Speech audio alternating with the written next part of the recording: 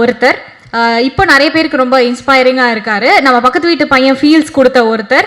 So நிறைய யூடியூப்லலாம் பார்த்து famous ஆகி இப்போது திரையில் ரொமான்ஸ் காமெடி ஆக்ஷன்னு சும்மா தெறிக்க விட்டுட்டு இருக்காரு. ஸோ படம் எப்போ ரிலீஸ் ஆகும்னு இவர் ஃபேன்ஸ் எல்லாம் வெயிட்டிங். அண்ட் இங்கேயுமே இவர் வந்து எப்போ பேச போகிறாருன்னு வெயிட்டிங். ஸோ நம்ம ஹீரோ ரேசிங் ஸ்டார் டிடிஎஃப் வாசனை வந்து கூப்பிடலாம்.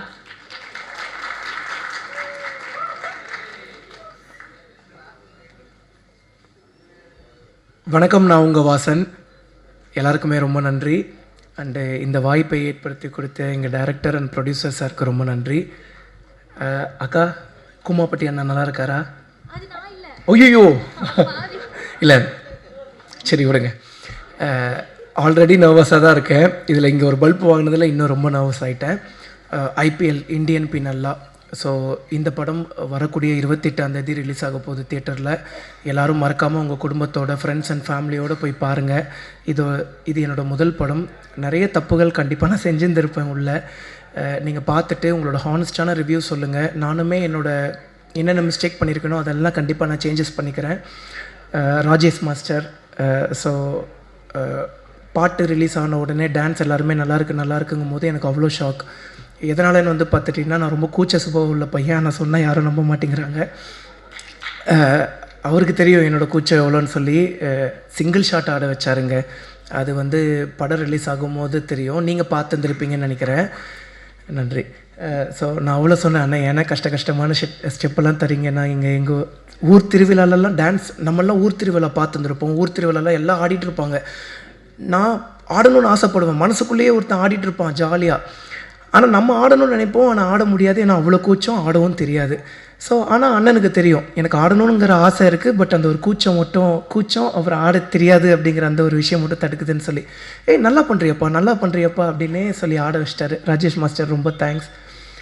அதுக்கப்புறம் எங்களோட கேமராமேன் அண்ணா. ஸோ ஒரு வாட்டியும் ஒரு ஷாட் எடுத்த உடனே டக்குன்னு கிளம்பி போய், அண்ணன் ஒரு ப்ளேபேக் ப்ளீஸ் அப்படின்னு சொல்லி கேட்பேன். ஒரு வாட்டியும் வந்து பார்த்தீங்கன்னா அண்ணன் கோவப்பட்டதே கிடையாது. ஏன்னா அண்ணனோட குட்டி பசங்க 2 பேரும் வந்து பார்த்துட்டிங்கன்னா என்னை ரொம்ப பிடிக்கும். ஸோ ஷூட்டிங் ஸ்பாட்டுக்கே வந்து ஒரு 2 நாள் பக்கம்லாம் வந்து பண்ணி எங்கள் கூட இருந்தாங்க. அண்ணன் ஒரு நாளும் சலிக்காமல் ப்ளேபேக் போட்டுக்கிட்டே இருந்தாங்க. அண்ணன் இன்னும் ஒரு ரீடேக் மட்டும் பண்ணுறேன். அவங்களே ஓகே பண்ணிட்டாங்கப்பா அண்ணன் ப்ளீஸ்ண்ணே அப்படின்னு சொல்லி அண்ணங்கிட்ட ரெக்வஸ்ட் பண்ணி ஆல்ரெடி டேக்கெல்லாம் அண்ணன் எனக்காக கொடுத்தாரு. தேங்க்யூ. அண்ட் வந்து குஷிதா. லாங்குவேஜஸ் வந்து பார்த்துட்டிங்கன்னா ஒரு பெரிய ஒரு பார்டர்லாம் கிடையாது.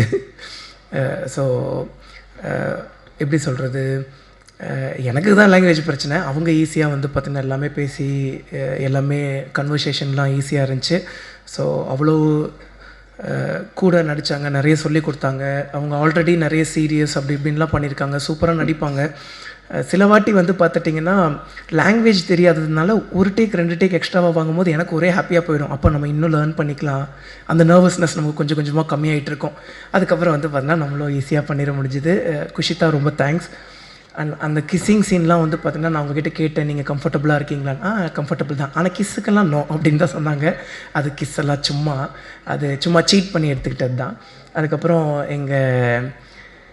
எங்கள் டைரக்டர் சார் கருணாநிதி சார் ரொம்ப ரொம்ப ரொம்ப நன்றி என்னை செலக்ட் பண்ணதுக்கு. பாலு சாருக்கு அண்டு எங்களோட கோ டைரக்டர் சார்ஸ் எல்லாருக்குமே வந்து பண்ணால் ரொம்ப ரொம்ப ரொம்ப நன்றி. கோ டைரக்டர் சார்ஸ் தான் சஜஸ்ட் பண்ணாங்க என்ன. கருணாநிதி பேர் இப்போ தான் கடைசியாக வந்து பார்த்தீங்கன்னா ஃபஸ்ட் லுக்கில் பேர் போடுறாரு. ஃபஸ்ட்டு பேர் வந்து பார்த்திங்கன்னா எங்கிட்ட இன்ட்ரோ ஆகும்போது கர்ணன், அப்புறம் வந்து கருணாகரன், அப்புறம் கடைசியாக வந்து பார்த்தீங்கன்னா கருணாநிதி. ஏன்னா கான்ட்ரவர்சிஸ் எதுவும் வந்துடக்கூடாதுன்னு சொல்லி அண்ணன் வந்து கர்ணன்னு சொல்லி ஃபஸ்ட்டு பேர் வச்சுருந்தாங்க. அதுக்கப்புறம் இதுதான் நம்மளோட பேர், நம்ம ஏன் மற்றவங்களுக்காக மாற்றிக்கணும், எது வந்தாலும் பார்த்துக்கலாம் அப்படின்னு சொல்லி அண்ணன் வந்து துணிச்சலாக வந்து பார்த்தீங்கன்னா கருணாநிதின்னு சொல்லி வச்சுருந்தார். எனக்கு அந்த கர்ணன் ஐயாவை ரொம்ப பிடிக்கும். ஸோ அது ஒரு மாதிரி கனெக்டிங்காக இருந்துச்சு ஸ்டார்டிங்கில். அதுக்கப்புறம் அபிராமி மேம், ஐயோ என்ன க்யூட்டுங்க, அவங்க ரொம்ப க்யூட்டுங்க.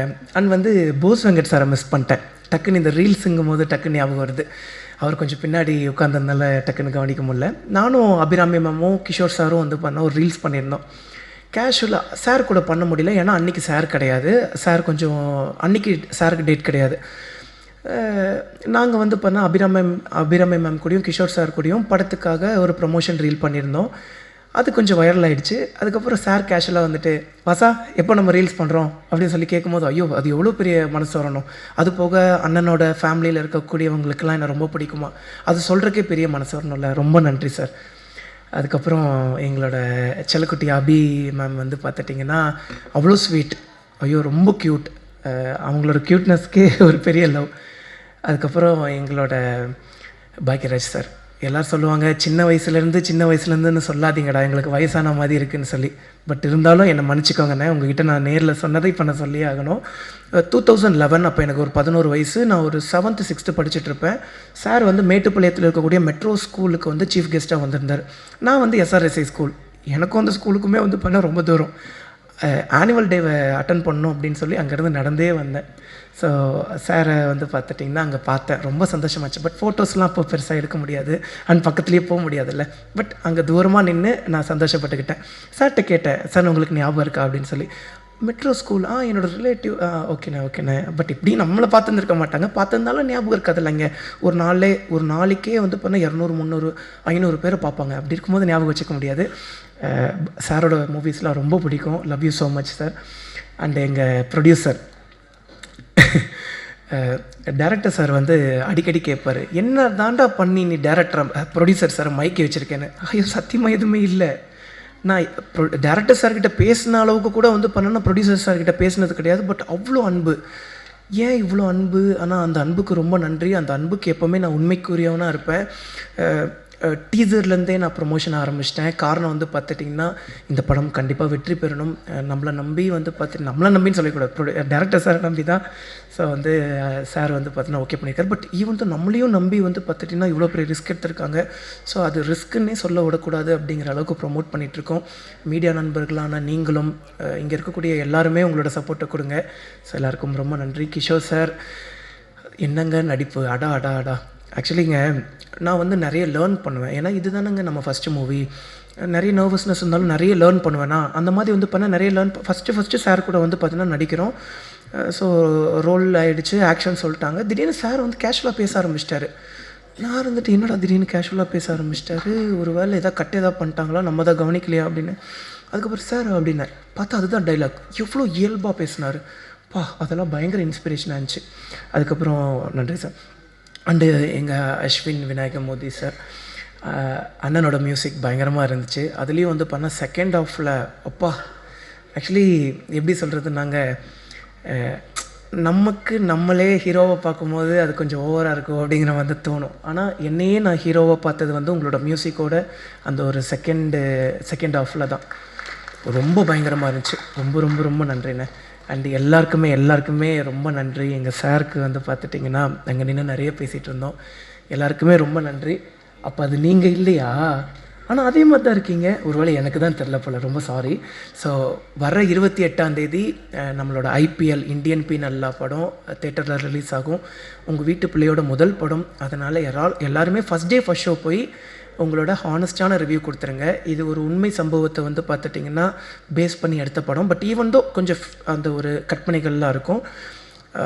எவ்வளவு அநியாயங்கள் நடக்குது அப்படின்னு சொல்லி நம்ம மக்களுக்கு எடுத்துகிட்டு போகிறோம். ஸோ வந்து நார்மலாக நியூஸ் பேப்பர் படிக்கிறோம், நியூஸ் பேப்பரை கடந்துட்டு நம்ம பாட்டுக்கு போயிடுறோம். அப்போ இதுதான்ப்பா உண்மை, இவன் இப்படி தான்ப்பா அப்படின்ட்டு போயிடுறோம். ஆனால் அந்த நியூஸ் பேப்பருக்கு பின்னாடி, அந்த நியூஸுக்கு பின்னாடி எவ்வளோ உண்மைகள் இருக்குதுன்னு சொல்லி, எவ்வளவு அரசியல் பலம் வாய்ந்த மக்கள் இருக்காங்க, பணம் வாய்ந்த மக்கள் இருக்காங்கன்னு சொல்லி நம்ம படம் எடுத்து சொல்லும். எல்லாருக்கும் ரொம்ப நன்றி. Thank you. Thank you so much TTF Vasan. நல்லா பணிவாக பேசுனீங்க. ட்ரெய்லரில் உங்கள் நடிப்பை பார்த்தோம். கூடிய சீக்கிரம் திரையிலையும் பார்க்க ஆர்வமாக இருக்குது. அண்ட் அடுத்த